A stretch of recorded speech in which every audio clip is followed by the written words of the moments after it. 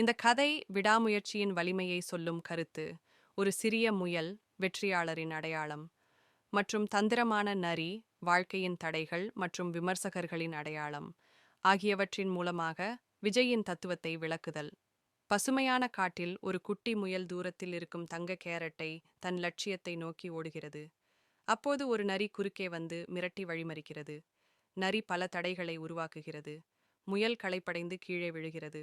ஆனால் மீண்டும் தன் லட்சியத்தை நினைத்து எழுந்து நிற்கிறது. முயல் நரியை முந்திக்கொண்டு மலையின் உச்சிக்குச் செல்கிறது. சூரிய அஸ்தமனத்தில் முயல் வெற்றியாளராக நிற்கிறது.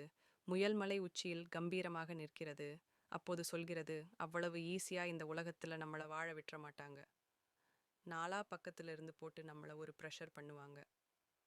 வேற வழியே இல்ல, அதெல்லாம் தாண்டி தான் நம்ம வந்தாகணும். எல்லாருக்குமே நம்மள பிடிச்சு போச்சுன்னா அப்புறம் லைஃப் போர் அடிச்சிரும். கொஞ்ச பேருக்காவது நம்மள பிடிக்காம இருந்தாதான் லைஃப் சுவாரஸ்யமா இருக்கும் என்பதே இக்கதையின் கருத்து.